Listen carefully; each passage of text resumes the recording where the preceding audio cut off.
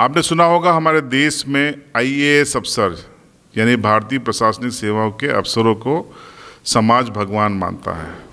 उस पद का ग्लैमर इतना होता है कि हर कोई कहता है कि जिले का राजा कलेक्टर होता है, आईएएस अफसर होता है। आईपीएस का रुतबा भी कम नहीं होता।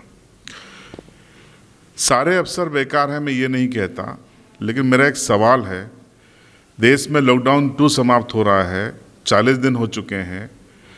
देश भर के राज्यों में, मध्य प्रदेश हो, राजस्थान हो, यूपी हो, झारखंड हो, उड़ीसा हो, करोड़ों लाखों प्रवासी मजदूर फंसे पड़े हैं। उनके सिर पर छत नहीं है, खाना नहीं है, पेट में दाना नहीं है, जेब खाली है। उनको लाने का मैकेनिज्म आप लोग विकसित क्यों नहीं कर पाए? और अगर आप कर नहीं पाए तो समाज आपको भगवान क्यों माने? क्यों आपको इतना काबिल माने? सवाल पूछिएगा अपने आप से। जिम्मेदार अफसर क्या कर रहे हैं ये मेरे समझ से परे है। 10 दिन से शिवराज सिंह चौहान, योगी आदित्यनाथ और तमाम मुख्यमंत्री ये बयान दे रहे हैं कि अपने अपने राज्यों के नागरिकों को हम लेकर आएंगे, लेकिन मैकेनिज्म जीरो। किस तरीके से लेके आएंगे पता नहीं है। कागजी घोड़े दौड़ाए जा रहे हैं, मीडिया में बयान दिए जा रहे हैं। एक उदाहरण देखिए आप, मध्य प्रदेश की हम शुरुआत करते हैं। शिवराज सिंह चौहान का एक ट्वीट आता है, वीडियो स्टेटमेंट आता है कि एक एक मध्य प्रदेश के मजदूर भाई को हम लेकर आएंगे। जो लोग क्वारंटाइन में रखे गए थे राजस्थान में, गुजरात में, उनको तो आप लेकर आ गए। महाराष्ट्र आपकी सुन नहीं रहा है। और गुजरात में जो लोग क्वारंटाइन थे उनको गुजरात की सरकार ने बॉर्डर तक छोड़ दिया और आप उनको लेकर आ गए। अब जो लोग खुद अपने खर्चे पे पैदल चलकर कई किलोमीटर पैरों में छाले हो जाने के बावजूद भी बॉर्डर पहुंचे हैं, उनको आप पेट्रोल बॉर्डर से भिजवा रहे हैं। मेरा सवाल है, जो दूर दराज के गुजरात के इलाकों में फंसे हैं, कच्छ में है, भुज में है, राजकोट में है, नवसारी में है, मोरवी में है, इनको कैसे लाएंगे आप? और सिर्फ बयानबाजी चल रही है। आज 3 तारीख हो गई। पहले कहा गया कि वहाँ गुजरात की एसटी उनको एमपी तक छोड़ेगी। वहाँ एसटी तो छोड़ने की दूर की बात है, पुलिस वाले गुजरात के डंडे मार रहे हैं। वो लोग घर से बाहर नहीं निकल पा रहे हैं। और जैसे तैसे जो निकल के आ रहे हैं, जिनको कथित तौर पे पास दे रहे हैं, उनकी हालत ये है कि उनसे किराए के नाम पे डकैती की जा रही है उनके साथ। पहले से जेब खाली है, जेवर बेच रहे हैं। वो 3500 किराया लिया जा रहा है, 2000 रुपये मांगा जा रहा है। कल अलीराजपुर से एक फ़ोन था कि अमरेली से यहाँ छोड़ने के लिए आइसर वाला 90,000 रुपये मांग रहा है। एक फ़ोन मेरे पास झाबुआ से आया कि कच्छ से छोड़ने के लिए 2 लाख रुपए बस वाला मांग रहा है। कहाँ से लाएंगे हमारे आदिवासी भाई? कहाँ से लाएंगे मजदूर? सरकार सिर्फ मुँह चला देती है, बयानबाजी कर देती है। कहाँ है मैकेनिज्म? सिर्फ बातें ही बातें हैं। आज 3 मई तक कोई भी मैकेनिज्म एमपी सरकार के पास नहीं है। मलय श्रीवास्तव नाम के एक प्रिंसिपल सेक्रेटरी अफसर को सरकार ने इंचार्ज बनाया है, वो फ़ोन उठाने को तैयार नहीं है। उनका आज तक कोई मीडिया में ब्रीफिंग नहीं आया है कि सरकार उनकी क्या योजना बना रही है और क्या काम कर रही है। और यहाँ पर सिर्फ बयान दिए जा रहे हैं कि हम मज़दूरों को लेकर आ रहे हैं। मध्य प्रदेश के गुजरात में 2 से 2.5 लाख मजदूर फंसे पड़े हैं और 25,000 को लाकर आप अपनी पीठ ठोक रहे हैं कि हमने बहुत बड़ा काम कर लिया। अरे साहब, ये तो क्वारंटाइन वाले थे, या अपने दम पे आ गए? जो गरीब मजदूर है, जिसके पास पैसा नहीं है, वो फंसा पड़ा है, उसको निकाल के बताइए। यूपी की हम बात कर लेते हैं। योगी आदित्यनाथ ने परसों नरसों फरमान दिया कि आने दीजिए, तो भेड़ बकरियों की तरह आइसर में, ट्रक में, मिनी हाथी में, ऑटो में, बसों में भेजना शुरू कर दिया। 10-15 हज़ार लोगों को भेज दिया। पेट्रोल क्वार्टर में गवाह था। और अचानक रात में कल सुबह एक ऑर्डर आ गया। ये ऑर्डर देखिए आप, स्क्रीन पे आपको मैं दिखाऊंगा, पूरा आराम से पढ़िएगा। ये यूपी की योगी सरकार का ऑर्डर है, जिसमें अफसर ये कह रहे हैं एमपी के एक अफसर को कि आप मध्य प्रदेश के रास्ते मत आने दीजिए यूपी के किसी भी नागरिक को, और लाएंगे तो हम उनको एक्सेप्ट नहीं करेंगे, और जो कानून व्यवस्था की स्थिति खड़ी होगी उसकी जिम्मेदारी मध्य प्रदेश की होगी। यानी योगी सरकार ने रोक लगा दी है।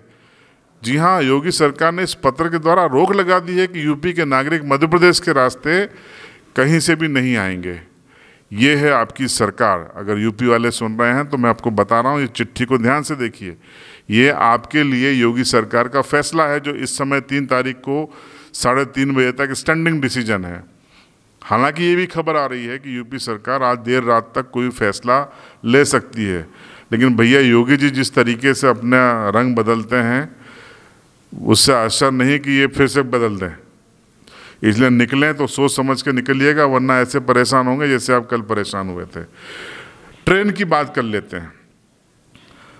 72 घंटे पहले गृह मंत्रालय आदेश देता है कि राज्य सरकारें रेलवे बोर्ड से बात कर लें और मजदूरों को लेकर अपने बुलवा लें।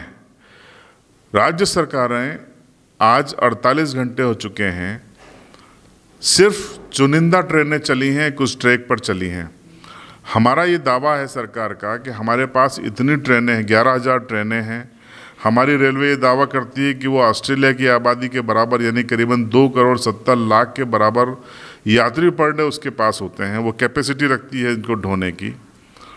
सोशल डिस्टेंसिंग का भी अगर आप नियम पालन कर लें तो भारतीय रेलवे अगर 3 दिन चल जाएगी जिस तरीके से पहले चलती थी, तो 3 दिन में सारे परेशान लोग, लेबर, मजदूर, कामगार सब अपने घर पहुंच जाएंगे। इनको कोरोना नहीं है साहब, क्यों चिंता करते हैं? इन्होंने 40 दिन बिता लिए हैं सेल्फ क्वारंटाइन में, और आप डिस्टेंस का पालन करके इनको लाइए। इतना आसान तरीका है। अगर या तो आप ट्रेनें चला दीजिए, एक सीट पर एक बैठेगा, इतनी ट्रेनें हैं, मालगाड़ी भी लगा दीजिए, कोई दिक्कत नहीं है, पर इनको घर भिजवा दीजिए। ये मुगालते मत रहिए कि ये लोग सुरक्षित हैं और खा पी के आराम से रह रहे हैं। ये बहुत परेशान हैं। तस्वीरें देखिए आप, किसी के पैरों में छाले हैं, कोई बच्चा परेशान है, कोई महिला परेशान है। इतना पैदल कोई किलोमीटर चलता है क्या जो चल रहे हैं? ये कैसा लोकतंत्र है? ये कैसे नागरिकों को आपने किस हालत पे छोड़ दिया आपने? अगर ये गरीब हैं इसलिए ना, अमीरों के बच्चों को तो आप हवाई जहाज से ले आए, और जो अपर मिडिल क्लास हैं उनके बच्चों को जो कोटा पढ़ते हैं आप लग्जरी बसों से ले आए। इनको क्यों छोड़ दिया इनके हाल पे? क्या ये नागरिक नहीं है? क्या ये मानव नहीं है? इनको आप दोयम दर्जे का इंसान मानते हैं? प्रकृति ने, भगवान ने इनके साथ तो गलत किया ही है जो इनको घर परिवार छोड़ के बाहर जाना पड़ता है अपना पेट पालने के लिए, लेकिन आप क्यों गलत कर रहे हैं? ये सवाल खुद अपने से पूछे सरकार, नेतागण, मुख्यमंत्रीगण और अफसर लोग। देखिए, ये बहुत बड़ी बद्दुआ लगेगी अगर इन मजदूरों की हाय अगर आपको लगी, सरकारों को, अफसरों को, नेताओं को, कभी भला नहीं होगा आपका। सोचिए, अंतिम व्यक्ति के बारे में सोचिए। महात्मा गांधी कहते थे कि सरकारों को अंतिम व्यक्ति यानी गरीब व्यक्ति के बारे में सोच के योजनाएं बनानी चाहिए, फैसला करना चाहिए। और अभी भी आप नहीं सोचेंगे तो फिर आपका भगवान ही मालिक है। प्रकृति की मार बहुत बुरी पड़ती है, इसको याद रखिएगा। मेरे विचारों से आप कितना सहमत हैं कमेंट बॉक्स में ज़रूर लिखें। और एक निवेदन है कि मैं आपके जितने भी कमेंट्स हैं उसके स्क्रीनशॉट बनाकर मुख्यमंत्री, दोनों राज्यों के मुख्यमंत्री को ट्वीट करूंगा या उनकी मेल आईडी पे भेजूंगा। इसलिए आप कमेंट ज़रूर करें कि आप कहाँ फंसे हैं, आपके मोबाइल नंबर कहाँ क्या है और कहाँ के रहने वाले हैं। वहाँ अभी तक आपने मेरे इस चैनल को सब्सक्राइब नहीं किया है तो सब्सक्राइब कर लीजिए, बेल आइकन दबा दीजिए ताकि हमारे वीडियो के नोटिफिकेशन आपको मिल सकें। अपने दोस्तों से भी, रिश्तेदारों से भी आप सब्सक्राइब ज़रूर करवाइएगा।